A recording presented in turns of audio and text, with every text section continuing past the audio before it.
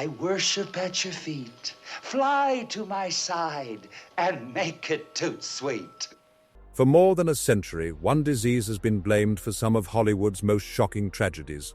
Countless articles claim it drove legendary stars insane, destroyed careers, and wiped out an entire generation of screen icons.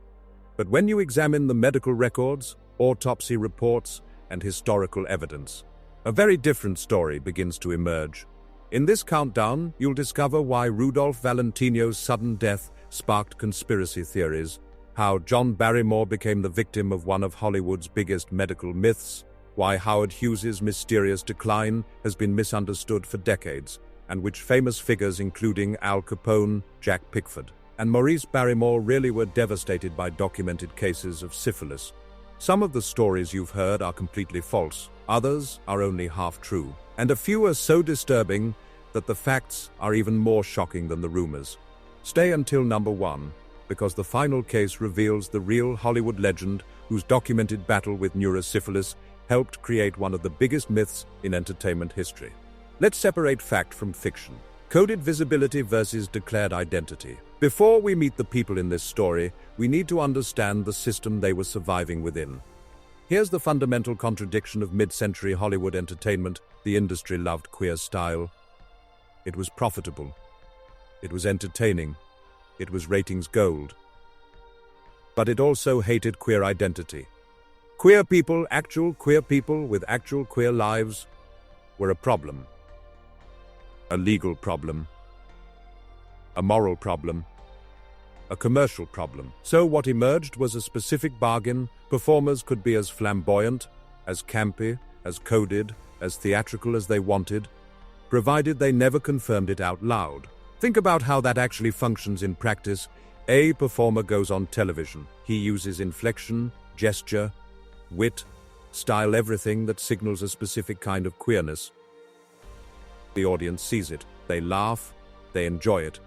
They feel sophisticated for understanding the subtext. But the industry, the network, the sponsors, the cultural gatekeepers can still deny it, can still protect the fiction, can still say, well, we don't actually know anything. He never said anything. Maybe you're reading into it. Maybe that's just his style. That's not accidental. That's engineered. The brilliance of this system, and I use brilliance in the most cynical possible sense, is that it's profitable for everyone except the person doing the performing. The network gets ratings. The sponsors get reach. The audience gets entertainment with a little frisson of transgression. The performer gets a career.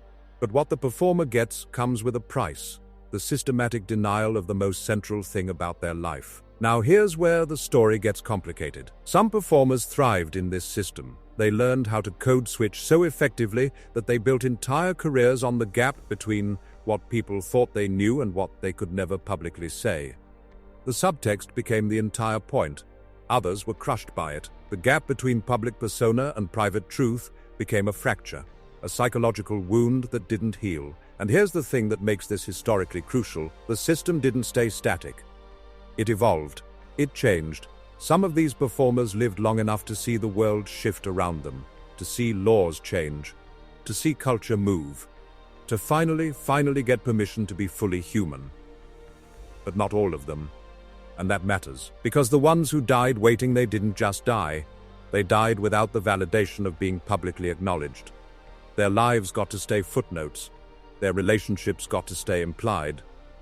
Their identities got to remain questions rather than facts.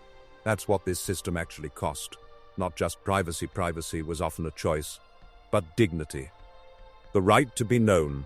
The right to have your most important relationships publicly honored. The right to exist without qualification. This is the story of 10 people who navigated that system. Some survived it. Some transformed it. Some didn't make it through.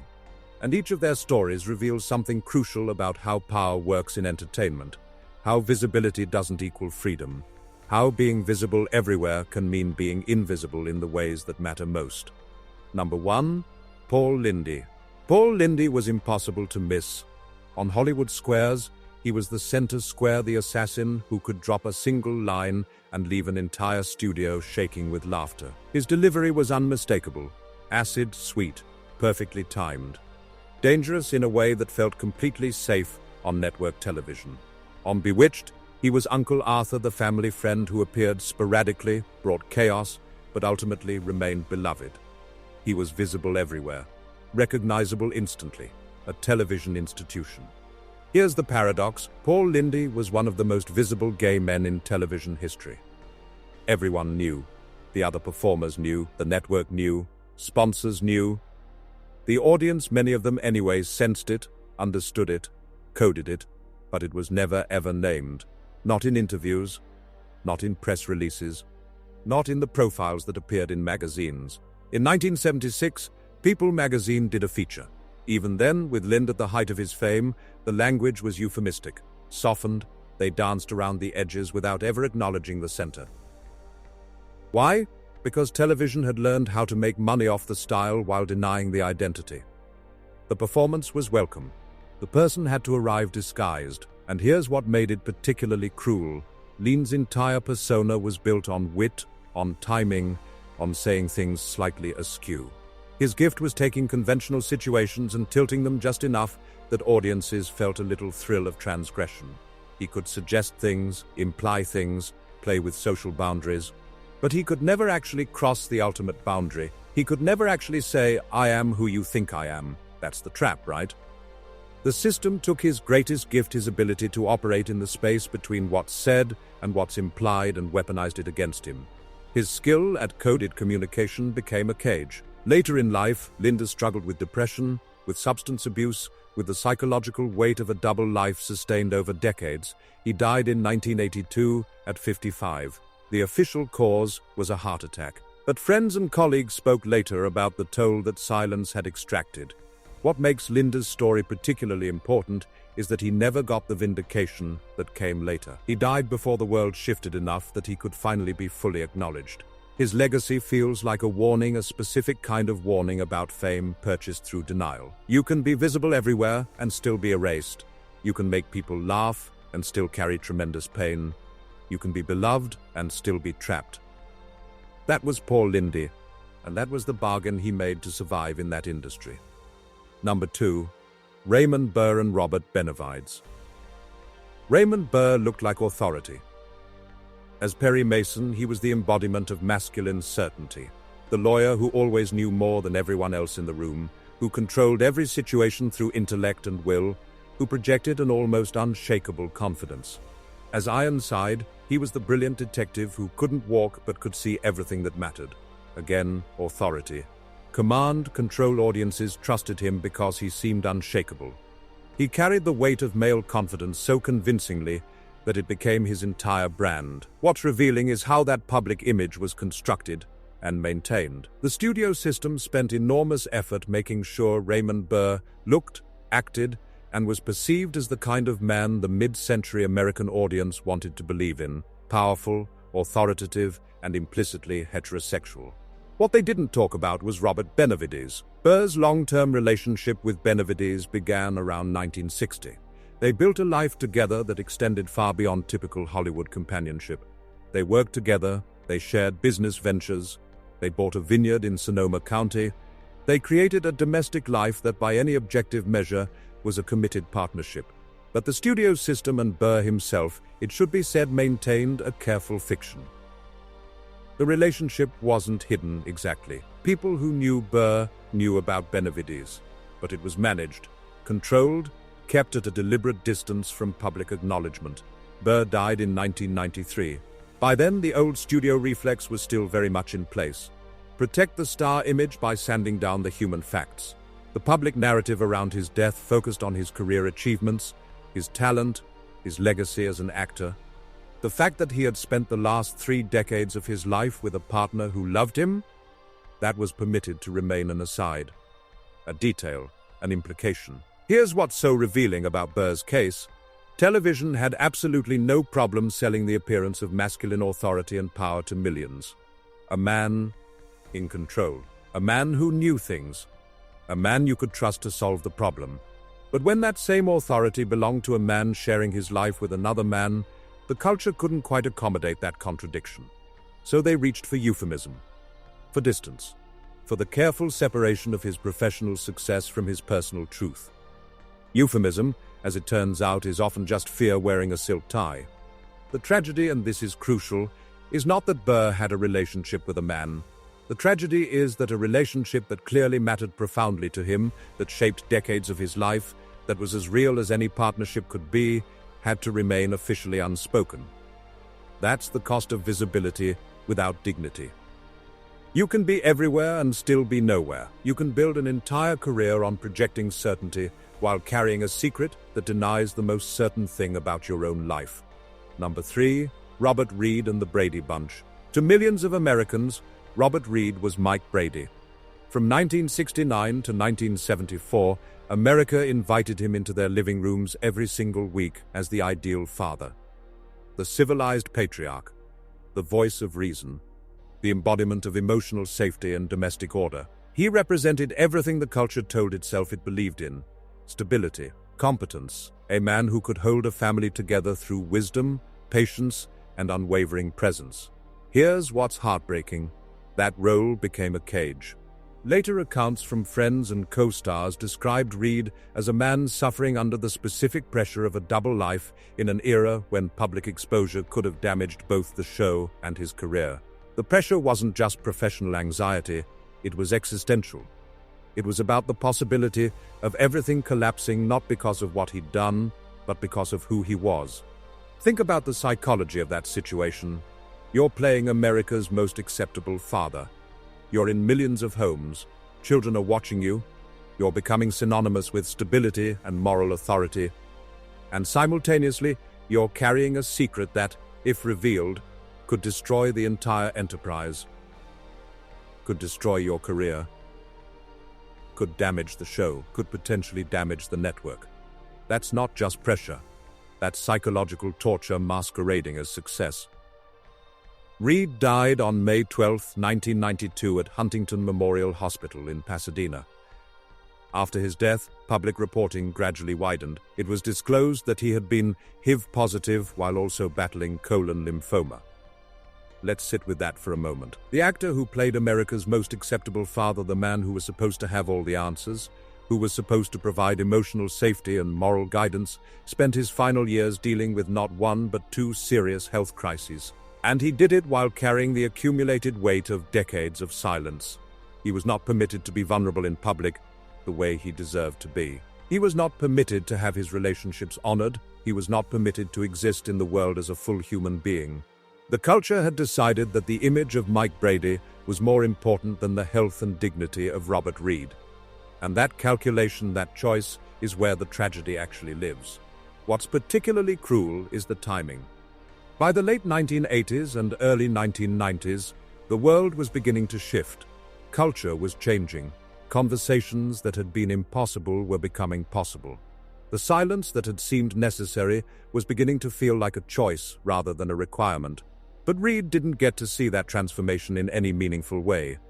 He died as the era was changing, still carrying the secrets that had defined his survival. His story illustrates something crucial about the cost of visibility without freedom. You can be the most famous father in America and still be denied the right to be a full human being. Your face can be beloved everywhere, and your life can still be systematically denied. That's what the system actually extracted. Not just privacy, but humanity. The right to be known. The right to have your reality honored. The right to exist without qualification. Robert Reed survived the industry for decades. But he didn't survive with dignity. And that distinction matters more than most people realize. Number 4. George Takei's transformation. George Takei belongs in this story because his life illustrates both the old system and the moment it broke. For most of his career, Takei operated within the classic mid-century Hollywood bargain. He was beloved, he was successful, he had a lucrative career that spanned decades, and like the others in this story, he understood the rule without needing it spoken. Protect the image. Protect the career, do not volunteer the truth. He was aware of the system. He navigated it skillfully. Then something shifted. In 2005, after California Governor Arnold Schwarzenegger vetoed a same-sex marriage bill, Takei made a deliberate choice. He came out publicly. He didn't frame it as a confession or a revelation. He framed it as a political statement. He linked his own story to activism. He made his private truth into a public act with political meaning. 3 years later, after California briefly legalized same-sex marriage, he and Brad Altman became one of the first couples to apply for a license in West Hollywood. They married on September 14, 2008, in Los Angeles. Now, here's what gives this moment its particular power. Takei had already lived an entire life under the old rules. He had built his career during an era when visibility was conditional, when success was purchased through selective disclosure, when being celebrated didn't mean being fully known. And then, late in life, he stepped fully into public truth. What's significant isn't just the visibility, it's the timing of the visibility. It reminds us in a way that's almost painful how much life gets lost to fear. How many years performers of his generation spent navigating a system designed to make them partial people. Takei's later openness is genuinely inspiring. It's also an indictment of the system that made such openness feel dangerous for so long. It's both a victory and a tragedy. A victory because he got to experience it. A tragedy because so many of his contemporaries didn't. What makes Takei's story particularly important is that it shows the moment the system broke. This was the point where a performer could say, "I've already lived most of my life under these rules, I'm going to live the rest of it on my own terms." He gave permission retroactively to younger performers. He said, "You don't have to do what I did. You don't have to compartmentalize yourself this way. You don't have to trade your humanity for your career." That's powerful. But it also makes everything that came before feel like unnecessary suffering. All those years of silence, all those relationships that couldn't be acknowledged, all those parts of themselves that had to stay hidden. Takei's transformation reveals the fundamental injustice of the system, not just that it required silence, but that the silence wasn't actually necessary. The culture could have accommodated honesty, it just chose not to. That's the most painful realization: the silence was a choice. By the industry, by the culture. And that choice extracted a cost that Takei, in his late 60s, finally got to refuse to pay. Number 5. Charles Nelson Reilly. Charles Nelson Reilly occupied a different kind of paradox. He was flamboyant. He was unmistakable. He was entirely himself in ways that audiences could see without needing anything formally explained. On Match Game, on talk shows, on variety television, he turned wit into a signature. He made style into an art form. The public enjoyed it enormously. The industry absolutely loved it. Ratings gold, memorable, distinctive. But acceptance had limits. Here's the thing that's so revealing. Reilly's visibility was celebrated as entertainment first and identity second, which is another way of saying the culture liked coded queerness better than declared queerness. That's a crucial distinction. It means a performer could be celebrated for signaling all the right things while still being denied the basic dignity of straightforward recognition. Reilly spent decades with his partner Patrick Hughes, but that partnership existed in a curious space, visible to people who knew to look for it, but not publicly declared in the way that any heterosexual relationship would have been. After Reilly's death in 2007, Hughes spoke publicly, and there's something genuinely heartbreaking in that timing. A life can be legible to everyone in the room, the wit, the style, the obvious queerness, and still remain only half-named in the public script. Here's the twist. Reilly didn't fit the closet in the traditional dramatic sense. He wasn't a secret. He was more like a television-shaped version of the closet. He could be obvious, beloved, profitable, and still held at a careful distance from full acknowledgement. The industry could laugh with him, book him constantly, celebrate his talent, and simultaneously refuse to say plainly who he was. That's the particular cruelty of Reilly's situation. He wasn't hidden because he lacked visibility. He was hyper-visible. But that visibility came with an asterisk, an implication. We're not quite going to name this that hung over his entire career, and the psychological cost of that being celebrated for being yourself while simultaneously being denied the right to fully be yourself, that's a specific kind of harm. What Reilly's story reveals is that sometimes the entertainment industry doesn't erase you. Sometimes it does something more insidious. It celebrates you, profits from you, loves what you do, and still refuses to acknowledge the thing that makes you who you are. That's a particular kind of visibility. And it's a particular kind of invisibility at the same time. Charles Nelson Reilly survived his career. He thrived by some measures. But he also spent that entire career existing in a state of partial public acknowledgement, celebrated for the style, but denied recognition for the identity that produced that style. That's the trap of the coded visibility system in its purest form. Number 6. Dick Sargent. Dick Sargent played Darren Stevens on Bewitched: The Suburban Husband in one of television's most beloved family fantasies. He was likable, he was relatable, he was husband-shaped. Harmless, exactly the kind of man the 1960s audience wanted to see in their living rooms as the stable, masculine presence in a marriage with a witch. His casting made sense. His performance made sense. The image made sense. And for most of his career, Sargent maintained that image flawlessly. He gave audiences what they wanted. He was a professional. But here's where his story becomes genuinely important. He eventually broke the system. On National Coming Out Day in 1991, Sargent made a very deliberate choice. He publicly declared that he was gay, and significantly, he tied that honesty to the pain that young gay people were carrying. He made it political. He made it about something larger than his own story. And then he made a joke about becoming a retroactive role model. That phrase lands because it's simultaneously funny and devastating. A retroactive role model. A man who had spent decades playing the ideal husband to millions while being denied the right to acknowledge his own reality, suddenly stepping forward to say, "I'm real. I'm here. You're not alone." The courage of that moment is hard to overstate. After a lifetime of maintaining the fiction, he chose honesty. He chose risk. He chose to potentially complicate or damage the legacy of work he'd done.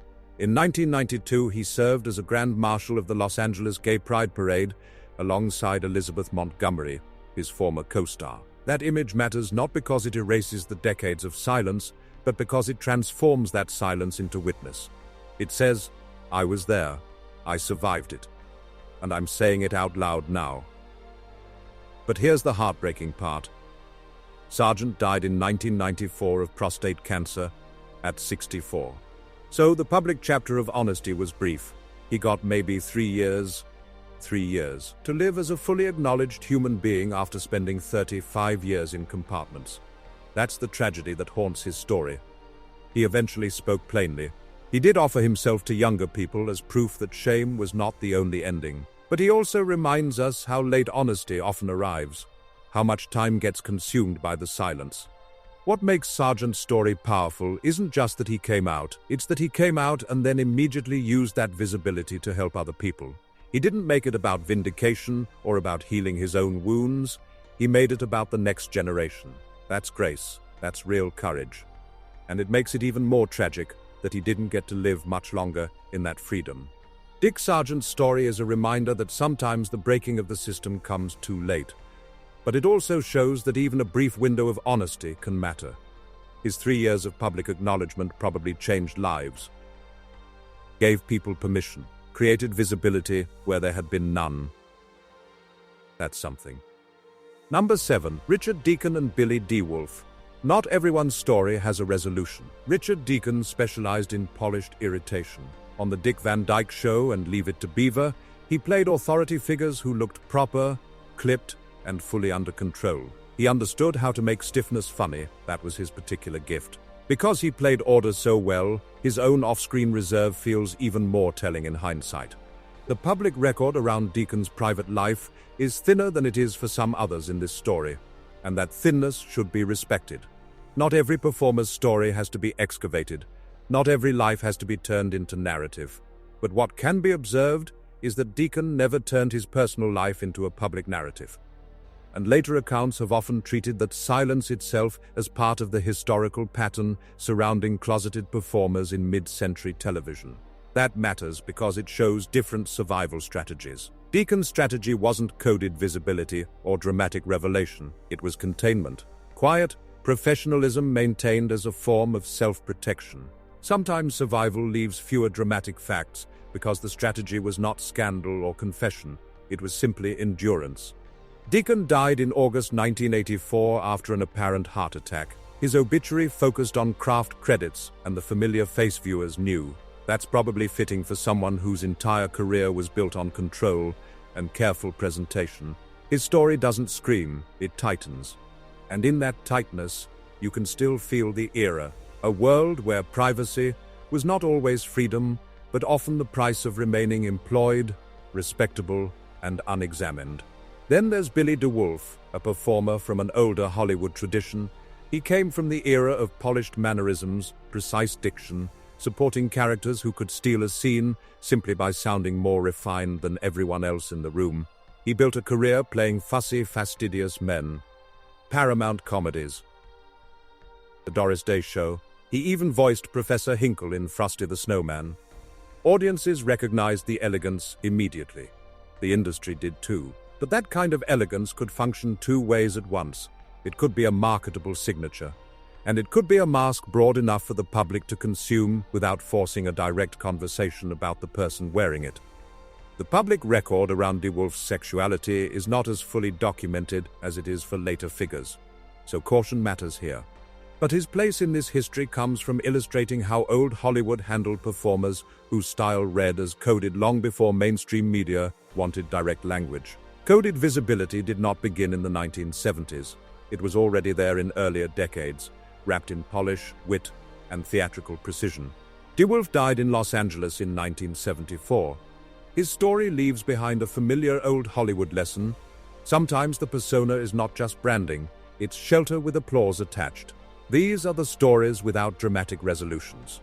The ones who survived by staying quiet, whose silence was a strategy that worked in that they kept their careers, maintained their respectability, and lived to old age. But that silence also has a cost that's harder to measure. Decades of compartments, years of careful separation, a kind of loneliness that comes from being known everywhere and nowhere. Number 8. Wayland, Flowers and Madame. Wayland Flowers' story explains the entire system by itself. He created Madame, an outrageous puppet who could say what polite television usually would not. That was the genius. The dummy could be filthy, sharp, vain, and brazen in ways that would have sounded riskier coming directly from the man holding her. Flowers became a mainstream success by building this act in clubs first, then bringing it to television. And many later writers have identified Madame as a kind of pressure valve, the performer's wit, nerve, and coded social knowledge all thrown safely into another mouth. But here's what's so revealing, that safety had limits. Flowers was never simply a novelty act. He was a man navigating the exact same entertainment economy that welcomed queer style far more easily than queer candor. The wit was valued. The knowledge was valued. The style was profitable. But the person, the actual living man, had to stay behind the puppet. The puppet could say almost anything. Wayland Flowers still had to live in a world that punished too much truth from the wrong mouth. In September 1988, after collapsing on stage earlier that month at Harrah's in Lake Tahoe, Flowers died in Los Angeles at 48 from complications of AIDS-related Kaposi's sarcoma. That fact lands hard because the era itself lands hard. By the late 1980s, silence was no longer only about reputation and career protection. It was entangled with fear, stigma, and death. The stakes had become literally fatal. And Wayland Flowers, a man who had built a career on coded communication, on saying dangerous things safely through a puppet, on navigating the gap between what could be said and what couldn't, found himself in a world where that gap had become deadly. The puppet could be fearless. The man still had to navigate terror. That contradiction, the fact that his most famous creation could say almost anything while he faced a world that punished honesty about his illness, his identity. His mortality, that's what makes his story so layered. It's funny, it's fearless in the puppet's voice, and it's devastating in the historical context. Wayland Flowers' death marked a turning point. The AIDS crisis was forcing conversations that the entertainment industry had managed to avoid for decades. The silence that had protected careers was becoming complicit in a medical disaster. His story shows the moment the old system became untenable. You can't maintain coded visibility when the code is literally killing people. Let's be clear about what we're actually talking about here. These 10 stories are not stories about shame. They're not stories about people who did something wrong. They're stories about a system that made survival contingent on silence. The entertainment industry was built on a specific bargain: performers could exist, could be celebrated, could be wildly successful provided they never publicly confirmed who they actually were. That bargain worked because it was profitable for everyone except the person doing the performing. The network got ratings, the sponsors got reach. The audience got entertainment with a little frisson of transgression. The performer got a career and the systematic denial of the most central thing about their life. Some performers, like George Takei, survived long enough to see the world change and could finally choose honesty. Some, like Dick Sargent, came out late and got a brief window before their time ran out. Some, like Paul Lynde and Wayland, died while still navigating the silence. And some, like Richard Deacon and Billy DeWolf, chose containment as their survival strategy, and we respect that choice because it was theirs to make. But here's what matters: none of this was necessary. The culture didn't have to demand silence. The industry didn't have to enforce coded visibility. The networks didn't have to protect images at the expense of people. These were choices, deliberate choices. And those choices extracted a cost that we're only now beginning to fully reckon with. Robert Reed died without his relationships being publicly honored. Raymond Burr spent decades in a partnership that had to remain officially unspoken. Jim Nabors spent 38 years with someone he loved before he could legally marry them. That's not just a loss to these individuals, that's a loss to all of us. We lost opportunities to see authentic representation. We lost the chance to know people fully. We lost stories we should have had all along. The entertainment industry used these performers. It profited from their talent, their style, their wit, their vulnerability. It took what they had to offer and celebrated the parts it could profit from while denying the parts that made those offerings possible. That's the system, and the legacy of that system is visible in every performer who had to compartmentalize themselves. In every relationship that couldn't be acknowledged, in every moment of fame that came with the price of partial erasure. What we owe these performers, those still living and those who passed, is simple: the truth. The full acknowledgement of who they were, how they survived, and what that survival cost. Because visibility without dignity is just a more elaborate form of invisibility, and that's what this system enforced. Maximum visibility paired with minimum acknowledgement. Maximum profit extracted from people denied the right to be fully known. That's the story of television's golden age that we usually don't tell. That's the story we need to tell now. These 10 stories matter because they show us how systems work. Not through dramatic villainy, but through normalized choices. Through institutional convenience. Through the alignment of commercial interests that creates conditions where human dignity becomes optional. Hollywood didn't protect these men. Hollywood profited from their silence. That's an important distinction. And understanding that distinction changes how we think about representation, about visibility, about what it means to be truly known versus merely being seen. If you're watching this video, you're probably thinking about your favorite old Hollywood performer. You're probably wondering who else navigated this system. Who else had to maintain the fiction? Who else paid the price of fame? The answer is more than we know, because many of these stories have been lost or minimized or reshaped into safer narratives. That's why this conversation matters. That's why these stories need to be told repeatedly and clearly and without euphemism. In the comments, I'd love to hear which of these stories resonated most with you. Did learning about these performers change how you think about the entertainment you watched? What do you think we still don't know about old Hollywood? If you found this video valuable, please like, comment, and subscribe.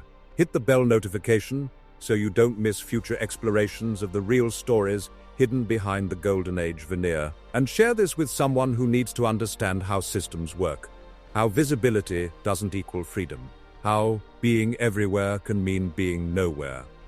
These stories deserve to be known. These people deserve to be fully acknowledged. Thank you for staying until the end.